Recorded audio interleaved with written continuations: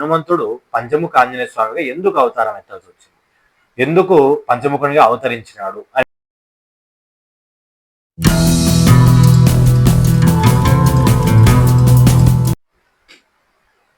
Hello guys, welcome to my channel. Guys,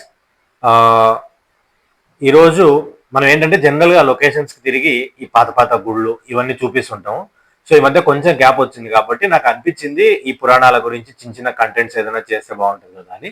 so ఈరోజు concept ఏంటంటే హనుమంతుడు పంచముఖ ఆంజనేయ స్వామిగా ఎందుకు అవతారం ఎత్తాల్సి వచ్చింది, ఎందుకు పంచముఖునిగా అవతరించినాడు అనే విషయం పైన అనమాట.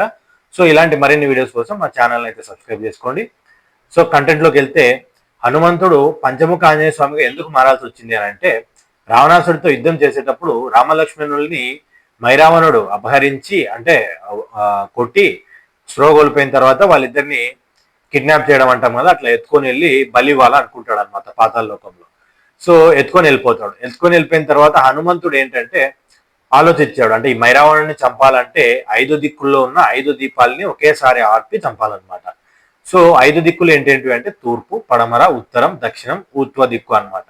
సో 5 దిక్కుల్లో ఒకేసారి దీపాలు ఆర్పడానికి కోసం అని చెప్పి ఆంజనేయ స్వామి తన శక్తిని అంతా ఉపయోగించి పంచముఖ ఆంజనేయ స్వామిగా అవతారం ఎత్తినాడు అనమాట. పంచముఖాల్లో ఫస్ట్ ఆంజనేయ స్వామి తూర్పు దిక్కుకుంటాడు. ఈయన ఏంటంటే ధైర్యాన్ని ప్రసాదిస్తాడు. నెక్స్ట్ లక్ష్మీ నరసింహస్వామి దక్షిణానికి ఉంటాడు. ఈయన మనిషి యొక్క దుష్టశక్తులను వీటిని తొలగిస్తాడు అనమాట. తర్వాత మూడోది వచ్చేసి గరుత్వంతుడు పడమర దిక్కుకుంటాడు. ఈయన ఏంటంటే చెడు ప్రచారాలను వీటిని తొలగిస్తాడు అనమాట. నాలుగో అతను వచ్చేసి వరాహస్వామి వచ్చేసి ఉత్తరానికి ఉంటాడు. ఈయన ఏం చేస్తాడంటే మనిషిని చెడు వ్యసనాల నుంచి ఇట్లా వాటి నుంచి కాపాడేదానికి అనమాట.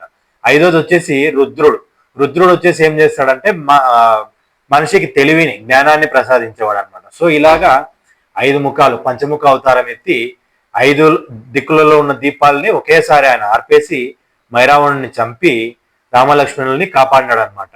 సో పంచముఖ ఆంజనేయ స్వామిగా అవతారం ఎందుకు ఎత్తినాడు అని అంటే దాని వెనకాల ఉన్న స్టోరీ ఇది అనమాట.